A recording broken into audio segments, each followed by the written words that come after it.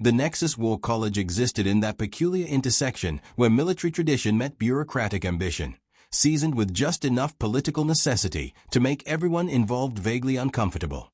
Perched on Meridian 7, a rotating orbital station that offered spectacular views of 3 different nebulae, it represented the Galactic Military Consortium's most ambitious project, creating a standardized combat proficiency system that would work across 23 different species, each convinced that their particular way of killing things was obviously superior to everyone else's. The college's founding charter, displayed in holographic splendor across 17 languages in the main atrium, proclaimed its mission to forge unity through shared martial excellence and cross-species tactical integration. What it actually forged was an elaborate hierarchy of cultural misunderstandings, species-specific dietary restrictions that turned mealtimes into diplomatic negotiations, and the kind of intercultural tension that kept xenopsychologists employed and marriage counselors rich. Most civilized species approached warfare with the gravity it deserved. The towering Draknari built their entire culture around elaborate combat rituals, treating each battle like a performance piece choreographed by philosopher poets with anger management issues. The crystalline Velthari hummed complex mathematical equations while fighting, believing that proper geometric harmony in violence led to spiritual enlightenment. The insectoid Crixtal turned combat into a hive mind symphony, with individual warriors moving in perfect synchronization like lethal dances. And then, inevitably, there were the humans. Humans had developed the deeply unsettling habit of treating potentially fatal combat scenarios with all the reverence of a lunch break. They showed up punctually, followed instructions with polite attention, and demonstrated a casual competence in violence that made seasoned alien warriors question their life choices. Consider Zara Blackwood, currently occupying seat 47B in Advanced Combat Theory with a relaxed posture of someone waiting for a delayed shuttle. Her personnel file made for interesting reading. 26 standard years old, former Earth Special Operations Division, veteran of 4 separate interplanetary conflicts, certified in 23 forms of lethal combat, and possessing a psychological profile that described her as remarkably well-adjusted considering her professional body count exceeds that of most small armies. She was also, according to every alien instructor who had encountered her, the most infuriatingly nonchalant warrior in the known galaxy. Combat, announced War Master Keth'var in his resonant Draknari base, a voice that had commanded legions across a dozen battlefields, represents the sacred crucible where warrior spirit meets mortal testing, the ultimate proving ground where training transcends mere technique and achieves the elevated state of. Zara glanced at her chronometer and suppressed a sigh. 22 minutes into what was scheduled as a 3-hour demonstration of advanced blade dynamics and defensive philosophical integration. At this rate, they might witness actual blade work sometime next semester. Keth'var stood 8 imposing feet tall, his scaled hide bearing the ritual scarification patterns that marked him as a veteran of the Draknari honor campaigns. His teaching methodology consisted of approximately 70% inspirational monologues about warrior philosophy, 25% elaborate explanations of proper combat etiquette, and 5% actual instruction. He had never encountered a species that found lengthy pre-combat ceremonies anything less than absolutely essential. The blade, he continued, drawing his ceremonial weapon with a flourish that sent prismatic light dancing across its molecularly sharpened edge, serves not merely as an instrument of war, but as a spiritual extension of the warrior's essence, a tangible manifestation of their commitment to the sacred principles of. War Master, interrupted Cadet Veltharian, whose crystalline structure vibrated with barely contained impatience. When do we progress to practical application? Keth'var's vertical pupils narrowed to disapproving slits. Patience, young Veltharian. One cannot simply grasp a weapon and commence violence. There exist proper forms to observe, ancient traditions to honor, essential mental preparations to. With respect, War Master, said Zara, raising her hand with the minimal effort of someone who had sat through entirely too many military briefings. Couldn't we just skip to the part where we learn how not to die horribly? The lecture hall fell into the kind of silence typically reserved for diplomatic disasters and accidentally activated weapon systems. 4 to 7 alien cadets swiveled to stare at the human who had just suggested bypassing several millennia of accumulated martial wisdom. Keth'var's scale shifted through a color spectrum that represented surprise, indignation, and something that might have been grudging curiosity. Skip, Keth'var repeated with the careful pronunciation of someone handling unstable explosives, the sacred preparatory rituals. Well, yeah, Zara replied, apparently oblivious to the cultural minefield she was tap-dancing through. I mean, in actual combat situations, the hostile trying to kill you isn't going to pause while you complete your meditation routine. They are just going to try to kill you faster. Several alien cadets produced the chittering sounds their species made when confronted with concepts that challenged fundamental worldviews. The Draknari representative actually developed visible stress fractures, which constituted their equivalent of a nervous breakdown. Keth'var drew himself up to his full, intimidating stature. Perhaps, he said with the tone of someone about to deliver a character-building lesson, a practical demonstration would prove illuminating. Cadet Blackwood, kindly join me in the designated combat area. Zara shrugged and ambled down from her seat, hands casually tucked into her pockets, moving with all the urgency of someone heading to the cafeteria rather than a potentially lethal training exercise. The other cadets shifted nervously, forming a respectful observation circle around the designated combat zone. The objective of this exercise, Keth'var announced, raising his blade in the ceremonial ready position, is to demonstrate the critical importance of proper defensive stance, adequate mental preparation, and appropriate respect for edged weapons. I will execute a precisely controlled strike, and Cadet Blackwood will demonstrate the correct defensive response protocol. He assumed the first stance of Draknari blade work, an elegant position that had been refined through thousands of years of honorable combat. His weapon gleamed under the Academy's artificial lighting, held with the exact grip that had been drilled into him since adolescence. Are you prepared, Cadet? He inquired with formal courtesy. Zara was examining her fingernails with mild interest. Him? Oh, sure thing. Go ahead whenever you're ready, War Master. She made no move toward any recognizable combat stance. She didn't draw the regulation practice blade from her belt. She didn't even stop inspecting her manicure. Keth'var hesitated. Throughout his extensive experience training warriors from across the galaxy, combatants faced with incoming blade strikes typically exhibited some indication that they grasped the severity of their situation. Defensive postures, weapon readiness, at minimum some visible sign of alertness. Cadet, he said with measured patience, I am about to execute a strike with an active blade. You should initiate your defensive preparations. Okay, Zara agreed amiably. She still didn't move. The observing instructors, monitoring from the sidelines, exchanged increasingly concerned glances. Instructor Yulka, a multi-limbed arachnid with expertise in simultaneous weapon systems, leaned toward her colleague. Should we intervene? The human appears unaware of the imminent danger. Let us observe further, rumbled Instructor Vorthak, whose mineral-based Petrosian physiology had survived countless battlefield encounters. Perhaps humans possess defensive methodologies we have not yet witnessed. Keth'var had rehearsed this scenario hundreds of times throughout his instructional career. The controlled demonstration strike represented a fundamental pedagogical tool, designed to evaluate a student's readiness and defensive instincts. He would execute a precise downward cut, swift enough to present genuine threat but controlled sufficiently to halt before inflicting serious injury should the student fail to respond appropriately. He had performed this exercise with cadets from dozens of species across multiple star systems. Some froze in paralyzing terror. Some attempted desperate, uncoordinated blocks. The most promising managed elegant defensive maneuvers that honored their training and their species' martial heritage. None had ever continued examining their fingernails with casual interest. Cadet Blackwood, he announced one final time, I am initiating the strike sequence now. Zara nodded absently. Gotcha. Keth'var moved with lethal precision. The Draknari-controlled demonstration strike represented pure martial artistry, perfected across generations of warrior instructors into an ideal balance of speed, accuracy, and controlled lethality. His blade descended in a gleaming arc, cutting through atmosphere with a whisper-soft sound that had been the final auditory experience for countless enemies throughout galactic history. It was also, by human military training standards, embarrassingly telegraphed.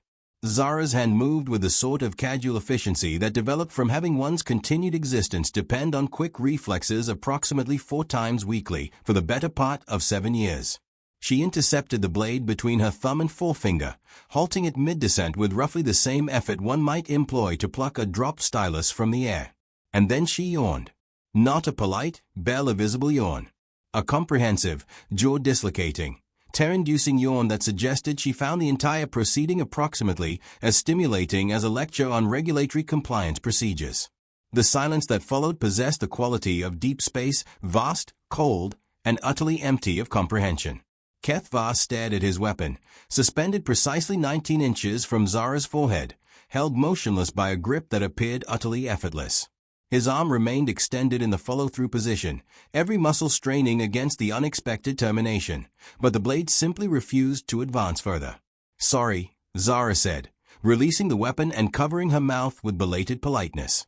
"Didn't get much sleep last night." The Vraxian cadets were conducting some kind of ceremonial howling ritual until about 4 in the morning. She glanced around at the circle of stunned alien faces with mild confusion. "Are we finished with this demonstration? Because I think I'm supposed to be in tactical engineering in about 15 minutes.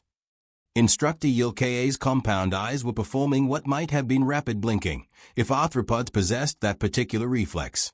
Instructor Vorthak had actually retreated several steps, which was remarkable considering he massed approximately 3 tons and typically moved with geological patience. "How?" Keth'var managed, his voice slightly strained. "Did you accomplish that maneuver?" Zara tilted her head with apparent confusion. "Accomplish what?" "You intercepted my blade during mid-strike execution." "Oh, that." She shrugged dismissively. "Yeah, it was moving pretty slowly. Was I supposed to let it connect with my head?" "Slowly." Keth'var's scales were cycling through color combinations that didn't appear in any standard emotional interpretation guides. "That strike was executed at full combat velocity." "Really?" Zara looked genuinely surprised. "Hey, maybe Draknari combat velocity operates on a different scale than human combat velocity." The implications of this observation struck the assembled instructors like a kinetic bombardment. If what humans considered slow motion corresponded to what Draknari considered maximum combat speed, then human reaction times functioned on an entirely different temporal framework than anyone had previously calculated. "Cadet Blackwood," said Instructor Vorthak with careful deliberation, "would you be willing to demonstrate your species' standard combat velocity?" Zara looked uncomfortable with the request. "Well, we're not supposed to operate at full speed during training exercises. Safety protocols and liability concerns, you know." "A controlled demonstration," Instructor Yilka suggested quickly. "Perhaps against an automated training target." "Well, I suppose that would be okay, but don't blame me if it's pretty boring." She approached the combat training dummy, a sophisticated piece of military hardware designed to withstand assault from the most physically powerful species in the consortium. It had survived attacks from Petrosian stonehammers, Draknari ceremonial blades, and even the corrosive projectiles of an overly enthusiastic Melkarian cadet who had misunderstood the safety briefing. Zara drew a regulation practice weapon, a standard-issue blade identical to those carried by every cadet in the academy.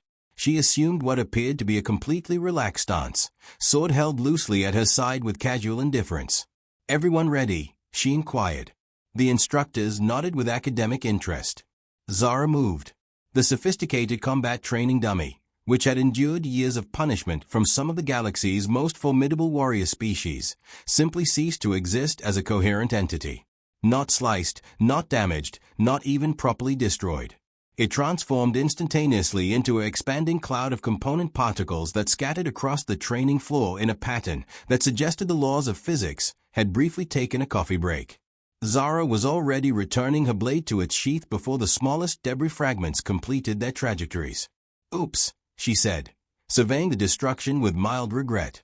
"I probably should have mentioned that human-manufactured training equipment doesn't translate well to our actual performance parameters. Our gear is built to survive, well, humans." Keth'var stared at what had previously been an extremely expensive piece of military training hardware. "How long have humans possessed this level of combat effectiveness?" "I don't know, always. I mean, back on Earth this would be considered pretty standard for anyone who completed basic training. Nothing particularly impressive." "Nothing particularly impressive," Instructor Yilka repeated with faint hysteria. "Well, I mean, there are humans who are genuinely skilled at combat applications. Special forces, planetary assault teams, that sort of thing. They are significantly faster than me." The ambient temperature seemed to decrease by several degrees. Faster, said Instructor Vorthak with the tone of someone confirming their own impending doom. Oh, absolutely. I'm just standard infantry. The really dangerous humans are the ones who specialize in eliminating threats efficiently. They are intimidating even by our standards. Zara checked her chronometer with renewed urgency. Look, I really do need to get to tactical engineering. Are we going to continue with blade demonstrations, or can I head out? Keth'var examined his ceremonial weapon, then the scattered remains of the training equipment, then back at Zara. Throughout his decades of instructing warriors from across the known galaxy, he had never encountered anyone capable of casually obliterating military-grade hardware, and then expressing concern about tardiness to class. Cadet Blackwood, he said with careful modulation, in your professional assessment, how would a typical human perform in combat against, for example, a Draknari honor guard? Zara considered this question with serious deliberation. Well, that would depend entirely on the tactical parameters. If it were a formal duel with established rules and ceremonial protocols, the Draknari would probably achieve victory. All that ritual structure provides significant psychological advantages, and humans aren't particularly effective with formalized combat systems. Several alien cadets relaxed marginally. However, if it were actual battlefield combat, Zara continued thoughtfully, the human would eliminate the honor guard before they completed their opening ceremonial declaration. The brief moment of relief evaporated completely. You appear quite confident in that assessment, Keth'var observed. Well, naturally. I mean, no disrespect intended, War Master, but your demonstration strike was essentially delivered in slow motion. And you telegraphed the attack for approximately 15 seconds with all that formal positioning. In genuine combat situations, a human would have shot you, stabbed you, or simply broken your neck sometime during the pre-engagement speech. Zara paused, apparently recognizing potential diplomatic implications. Not that there's anything wrong with ceremonial approaches, she added hastily. They are very culturally authentic. The phrase culturally authentic lingered in the atmosphere like a diplomatic insult wrapped in polite packaging. Instructor Yilka was frantically recording notes on her data tablet, multiple limbs working in complex coordination as she attempted to document everything Zara had revealed. Cadet, when you reference shooting, are you indicating energy weapons? Projectile systems? Either one. Both. Whatever's readily available, really. Humans aren't particularly selective about elimination methodologies. And this represents standard human military doctrine. More like standard human pragmatism. We don't really care about the aesthetic aspects of winning, as long as we achieve victory. The assembled instructors exchanged meaningful glances that conveyed entire volumes of concern. The implications were staggering beyond calculation. If humans approached combat with this degree of casual lethality, combined with apparently superhuman reflexes and complete indifference to traditional martial honor, then the entire galactic understanding of military power required fundamental revision. Cadet, Keth'var said with deliberate calm, are there significant numbers of humans serving in coalition military forces? Oh, definitely. Earth contributes approximately 4% of total coalition personnel, but we volunteer for all the high-risk assignments that other species prefer to avoid. Boarding operations, planetary assault missions, special elimination tasks. Humans really enjoy that kind of work. Zara seemed genuinely pleased by this information, as if describing a recreational hobby rather than professional violence distribution. The high-risk assignments other species prefer to avoid, Instructor Vorthak repeated with growing dread. Right, you know. The missions with extremely high casualty projections, or situations requiring rapid elimination of multiple threats, or assignments where survival probability calculations approach zero. That sort of thing. She delivered this information with the same casual tone someone might use to express preference for a particular beverage flavor. And humans volunteer for these assignments willingly. Well, sure. I mean, somebody has to handle them, and most species seem to find that level of violence somewhat distressing. Humans don't mind it particularly.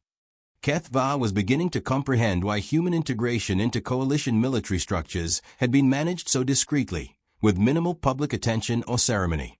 If other species fully understood what humans were actually capable of accomplishing, there would likely be uncomfortable questions raised about why such creatures were being equipped with advanced weaponry and directed toward enemy targets. Cadet Blackwood, he said with formal courtesy, I believe this has been an extremely educational demonstration. You are dismissed to attend your scheduled class. Zara brightened noticeably. Excellent. Thanks, War Master. This was actually pretty fun. She headed toward the exit, pausing only to call back, over her shoulder. Oh, and War Master, if you ever want to practice genuine combat speed techniques, just let me know. I'd be happy to assist with training exercises. Just maybe provide advance warning to the other cadets. The door sealed behind her with a soft pneumatic hiss, leaving 47 alien cadets and 3 instructors in contemplative silence that bordered on existential crisis. Well, said Instructor Yawned eventually, that explains the remarkably low human casualty rates in active combat zones. It also clarifies, added Instructor Vorthak, why they volunteer for missions that would cause psychological trauma in other species. Keth'var was staring at his ceremonial blade, contemplating millennia of Draknari military tradition that emphasized honor, ritual, and the sacred spiritual dimensions of combat. It represented a beautiful cultural heritage, refined across countless generations, perfect in its integration of philosophical and physical discipline. It was also, he was beginning to realize, completely ineffective against an adversary that treated lethal combat as a minor logistical problem to be resolved as quickly and efficiently as possible. Colleagues, he announced with resignation, I believe we need to completely restructure our instructional curricula. All of them, asked Yawned with weary acceptance. All of them. As the alien cadets filed out of the training facility, many casting nervous glances at the scattered debris that had once been expensive military equipment, Keth'var found himself contemplating the cosmic irony of their situation. The Nexus War College had been established to educate humans about galactic military standards and proper combat protocols. Instead, it was becoming increasingly apparent that the humans were going to end up educating everyone else. The truly disturbing aspect wasn't that humans were so casually lethal in their approach to violence. It was their genuine surprise that anyone found this remarkable. To them, intercepting a blade mid-strike while yawning wasn't a demonstration of incredible combat prowess. It was just Wednesday afternoon. Somewhere in the administrative levels of Meridian 7, an urgent communication was being composed for Coalition High Command, requesting immediate consultation regarding human integration protocols.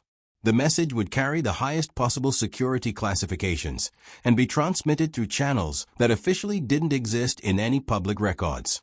But that represented tomorrow's crisis. Today, Keth'var had to determine how to restructure an entire military educational institution around the uncomfortable realization that one species' definition of basic competence corresponded to everyone else's nightmare scenario of unstoppable efficiency. He examined his ceremonial blade one final time, then carefully secured it in its ornate scabbard. Tomorrow, he decided, he would request that Cadet Blackwood provide instruction in human combat methodologies. After all, if you can't defeat them, you might as well learn from them, even if they do yawn while casually catching your weapon mid-strike.